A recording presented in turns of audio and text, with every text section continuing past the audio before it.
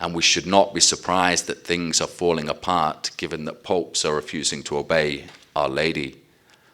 I have a lot of respect and I hope honor for Pope Pius XII and John Paul II. But why, however much we love or admire the Holy Fathers, how can they imagine that we place them above Our Lady when she's been so clear in her request? And it's not difficult to do. Our Lady also asked that the third part of the secret of Fatima be read out to the faithful by 1960.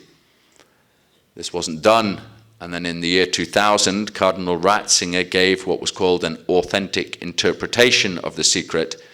Even so, it was not read out as Our Lady asked. Our Lady wants that we hear her own words to Lucia, and yet the highest men in the hierarchy refuse this.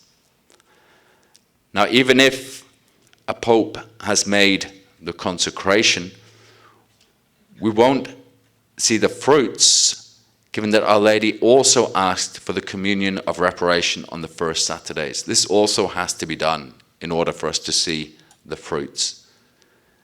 And this is our part. You've seen the leaflets from the Fatima Center, what the 5 first Saturdays involves. And these, they bring us to the sacraments, to Holy Mass and confession. And they bring us to prayer, vocal and silent prayer or meditative. We ask to pray the rosary and then to meditate on it 15 minutes. And when you do this for 5 months, then you know. And you have the habit of the sacraments and vocal and silent prayer.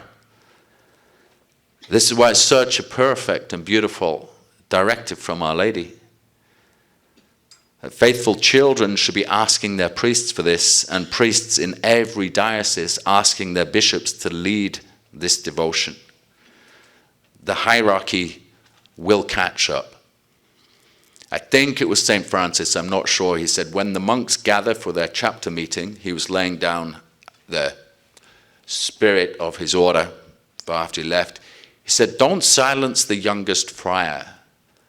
Maybe he, the newest one, the youngest one, the least experienced, maybe he has that answer that the discussion needs to hear. So don't silence him, let him speak. But then, wiser heads can decide.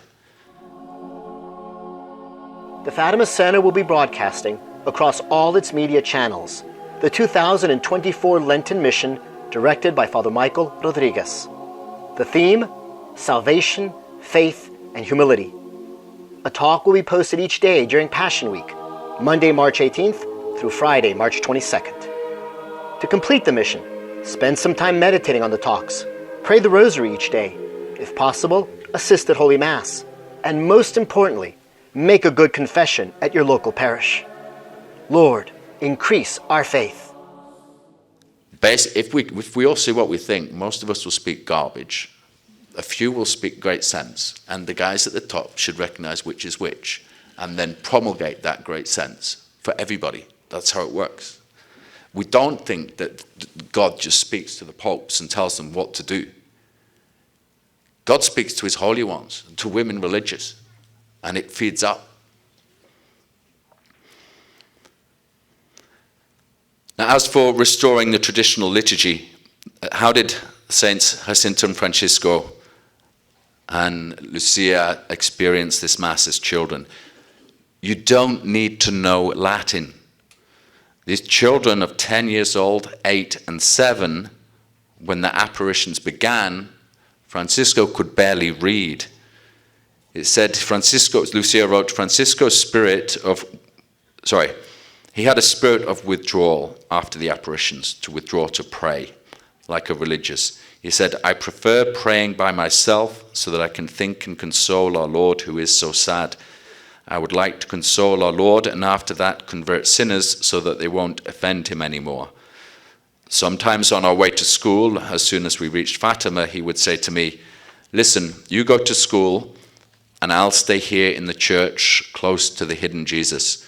It's not worth my while learning to read, as I'll be going to heaven very soon. On your way home, come here and call me.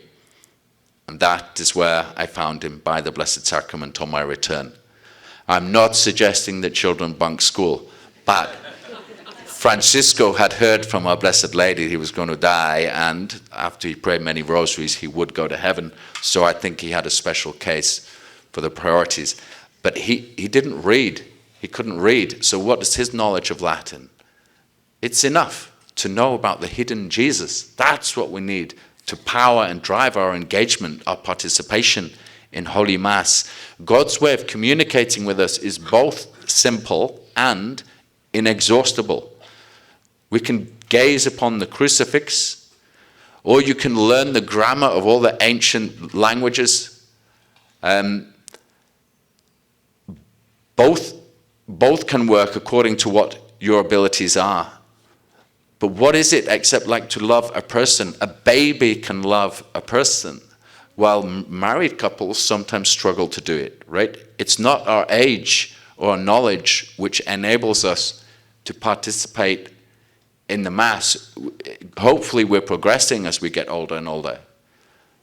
But it's this love and awe at the hidden Jesus that engages us with the Mass. So the idea that people make that they don't understand Latin is no objection to restoring tradition. Having said that, it is necessary to be catechized to receive Holy Communion. In Fatima 100 years ago, normally a child had to be 10 years old to receive Holy Communion.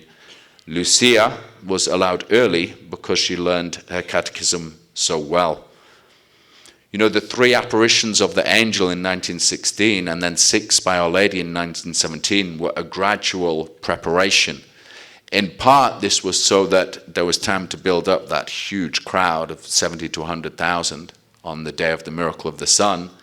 But it was also for the children to enter their mission. It takes time to prepare them for what they did. And so it is with attending the traditional Latin Mass over many months. It's not digestible the first time, although it can fill us with awe and leave us crying, right, when you realize you've come home.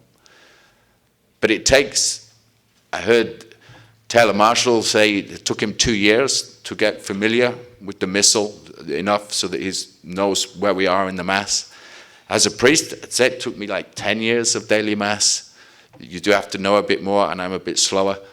And I'm not there yet, right? We keep going deeper and deeper. It takes time. But the catechism was the point that Lucia understood enough about the Holy Eucharist, and children can understand this.